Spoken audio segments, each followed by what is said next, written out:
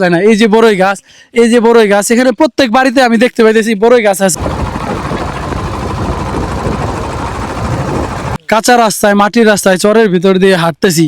কত সুন্দর ভোজন বিলাসের আয়োজন করেছে আমাদের আলতাফ ভাই। ভাড়া নিলে ৩,০০০ টাকা বছরে এরকম। আসসালামু আলাইকুম। আমরা এখন আছি সুপরিচিত, সবার পরিচিত নন্দলালপুর চর। আর এই নন্দলালপুর চরের বর্তমান পরিস্থিতি দেখার জন্য আমাদের ফেসবুক পেজের, ইউটিউব চ্যানেলের সাথেই থাকুন আপনারা। মুহূর্তে আমরা কিন্তু আপনারা জানেন বোটে ছিলাম, বোট থেকে নেমে কিন্তু আমরা নন্দলালপুর চরের দিকে যাচ্ছি। আপনারা আমাদের সাথেই থাকুন। ভাই, আপনাদের অভিজ্ঞতা কেমন নন্দলালপুর চর ঘুরে? আলহামদুলিল্লাহ ভাই, ভালোই লাগলো। আমরা রাসেল ভাইয়ের ভিডিওর মাধ্যমে আসছিলাম ঘুরতে, আর ঘুরে আইসা কয়েক জায়গায় দেখলাম আমরা, খুবই ভালো লাগতেছে ভাই। আর একটু ভালো লাগতো হয়তো যদি এটা বর্ষাকাল না হতো, তাহলে খুবই ভালো লাগতো। ভাই রে ভাই, নন্দলালপুর চরের যে পরিস্থিতি, আমি তো আমার ফার্স্ট টাইম নন্দলালপুর চরে আসছি, আমার কাছে খুবই এক্সাইটমেন্ট লাগতেছে। হ্যাঁ, এখানে মানে বিশাল এরিয়া, গরু ছাগল কিভাবে ছেড়ে রাখছে আপনারা না দেখতে পারলে বুঝতে পারবেন না। এখানে আসতে হবে আপনাদের দেখার জন্য। মানে খুবই সুন্দর, খুবই সুন্দর। মানে আমরা যেটা সুইজারল্যান্ডে দেখছি, মানে ভিডিওতে দেখছি সারা জীবন, সেই রকম একটা ফিল আপনারা দেখেন। এই যে ঘাসের ভিতরে মানে গরু ছেড়ে রাখছে, কোনো বাধা নাই কিন্তু এখানে। এখানে কিন্তু কোনো বাধা নাই, গরু যে যার মতো ঘাস খাইতেছে। সুন্দর একবারে, মানে চরের যে একটা ফিল, এটা পাওয়ার জন্য আপনাদের কিন্তু নন্দলালপুর চরেই আসতে হবে। দেখেন কি সুন্দরভাবে গরু ছেড়ে রাখছে, মানে বিশাল চর। এই চরের ভিতরে গরু ছেড়ে রাখছে, একটা গরুর গলায়ও কিন্তু রশি নাই। দেখেন একটা গরুর গলাতেও কিন্তু রশি নাই। সবগুলো মনের খুশিতে ঘুরতেছে আর ঘাস খাইতেছে। কেন্দ্রিক জীবন ব্যবস্থায় আমরা থাকতে থাকতে যারা বোর হয়ে গেছি, তাদের জন্য কিন্তু এই নন্দলালপুর চরই হতে পারে সুন্দর একটা ভ্রমণ বিলাসের জায়গা। কারণ এইরকম কাঁচা রাস্তায় আমরা ছোটবেলায় হেঁটেছি, এখনো মন চায় হাঁটতে, কিন্তু আমরা খুঁজে পাই না এরকম কাঁচা রাস্তা। কারণ গ্রাম বাংলায় এখন সব জায়গায় উন্নতির ছোঁয়া লেগেছে, শুধু উন্নতির ছোঁয়া পাই নাই এই নন্দলালপুর চর। আর এই উন্নতির ছোঁয়া না পাওয়াতেই কিন্তু এই সৌন্দর্য আমাদেরকে মুগ্ধ করছে। খুবই সুন্দর লাগছে, কারণ এইরকম কাঁচা রাস্তায় কিন্তু আমার খুবই মনে চায় হাঁটতে, পারি না, কারণ আমরা কাঁচা রাস্তা এখন খুঁজেই পাই না। সবুজের মাঝে হারিয়ে যেতে আপনাদের কিন্তু আসতে হবে নন্দলালপুর চর। অসাধারণ পরিবেশ, অসাধারণ মাটির রাস্তা, খুবই সুন্দর। বর্তমান ১-১.৫ মাস হলো বিদ্যুৎ নাই। সাবমেরিন কেবল ত্রুটির কারণে বিদ্যুৎ বন্ধ হয়ে গেছে। ১ বিঘা জমি কত? ১ লাখ টাকা। ১ লাখ টাকা কত শতাংশ হয়? ৩৩ শতাংশ ১ বিঘা। আর ভাড়া নিলে? ভাড়া নিলে ৩,০০০ টাকা বছরে এরকম। চুরি ডাকাতি এটা কিছুদিন ছিল না, তা এই সপ্তাহখানি বা ১৫ দিন ধরে অত্যন্ত বাড়ছে। আর প্রতি রাত্রেই ডাকাত আসে আর কি, এরকম অবস্থা। পাহারা দেওয়ার কারণে উপরে আসে না, আর যেদিন উপরে আসতে পারবে এদিকে হয়তো আমাদের বিশাল একটা ক্ষয়ক্ষতি হবে ইনশাল্লাহ। যদি পেতে চান গ্রামের সেই সুখ, যদি পেতে চান অপরূপ সুন্দর সবুজের সেই মুগ্ধতা, তবে কিন্তু আপনার আসতে হবে নন্দলালপুর চরের এই সৌন্দর্যের মধ্যে। দেখেন নন্দলালপুর চর কি সুন্দর, অপরূপ সবুজে ঘেরা চর, শুধু চারদিকে শুধু চর আর চর। এই সুন্দর পরিবেশ কিন্তু আমরা শহরাঞ্চলে খুঁজেই পাই না। দেখেন নন্দলালপুর চরের অসাধারণ কি সৌন্দর্য। এই সৌন্দর্য দেখতে নন্দলালপুর ছাড়া আমার মনে হয় বাংলাদেশে আর কোনো চর আছে কিনা আমার জানা নেই। যদি জানা থাকে অবশ্যই কমেন্ট করবেন, আমরাও সেখানেও যাব, সেই সৌন্দর্য উপভোগ করব ইনশাআল্লাহ। এখানে কিন্তু অনেক অল্প টাকায় জমি নিয়ে আপনারা চাইলে যে কোনো খামার, যে কোনো কৃষি কাজ করতে পারেন। যাদের কৃষিকাজের অভিজ্ঞতা আছে, জায়গার অভাব আছে, আপনারা চাইলে নন্দলালপুর চরে অল্প টাকায় মাত্র ৩,০০০ টাকা বছরে কিন্তু জমি নিয়ে আপনারা এখানে চাষাবাদ করতে পারেন। যারা চাষাবাদ করার ইচ্ছুক আছেন, কৃষিকাজের প্রতি আগ্রহ আছে, কৃষিকাজ বোঝেন, তারা কিন্তু এই চরে আসতে পারেন।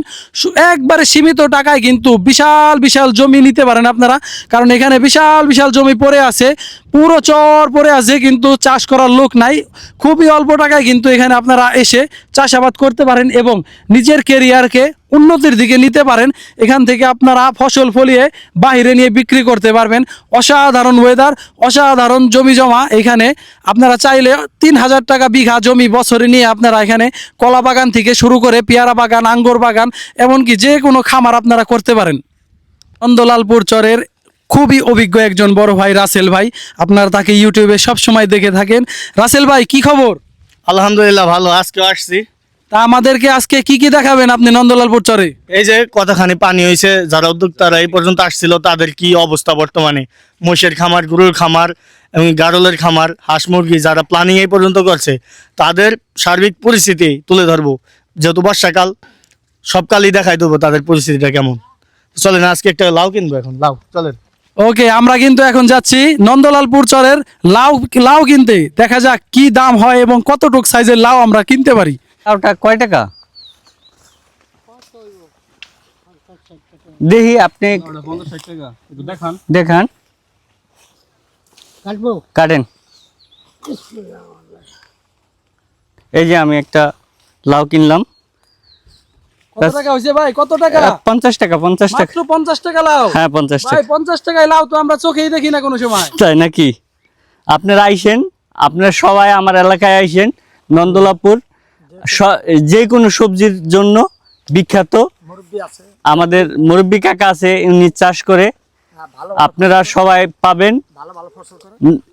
নৌকা পার হইলেই আইসা কাকার বাগান পাবেন, আর বাগান থেকে সবাই নিতে পারবেন ইনশাল্লাহ। অনেক বছর পরে এরকম কাঁচা রাস্তায়, মাটির রাস্তায়, চরের ভিতর দিয়ে হাঁটতেছি।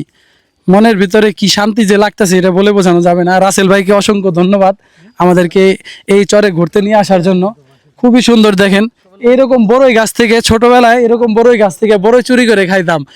মানে এখন চাইলেও পারি না, কারণ এই সময়টাও নাই, এই বয়সটাও নাই। আর এরকম চরের ভিতরে গাছও পাওয়া যায় না। এই যে বড়ই গাছ, এই যে বড়ই গাছ, এখানে প্রত্যেক বাড়িতে আমি দেখতে পাইতেছি বড়ই গাছ আছে। এই বড়ই গাছ কিন্তু ছোটবেলায় যাদের স্মৃতি আছে, চরে চরে ঘুরতো এবং বড়ই গাছ থেকে বড়ই চুরি করে খাইতো, আমার সাথে কিন্তু মিলে যাবো। আমার কিন্তু সেই ছোটবেলার কথা মনে পড়ে যাইতেছে। এরকম চরে চরে ঘুরতাম এবং এরকম বড়ই গাছ, কিন্তু বড়ই গাছ থেকে বড়ই চুরি করে খাইতাম। সোনালি সোনালি অতীত কিন্তু মনে পড়ে যাইতেছে। দেখা যাক আরো কি কি পাই সামনে গিয়ে, আরো কি কি ছোটবেলার কথা মনে পড়ে, দেখতে থাকেন। ঘুরতে ঘুরতে কিন্তু দেখা মিলল অসাধারণ একটি টিনের মসজিদ। এই মসজিদে কিন্তু চরের মানুষজন আল্লাহর ডাকে সাড়া দেয়, নামাজ কালাম আদায় করে। খুবই সুন্দর, অসাধারণ। কারণ আমি এখানে ভেবেছিলাম যে সব কিছু আছে, হয়তো মসজিদের দেখা মিলবে না, কিন্তু দেখা মিলে গেল আমাদের আল্লাহর ঘর মসজিদের। খুবই সুন্দর লাগলো, আলহামদুলিল্লাহ। সকলে দোয়া করবেন।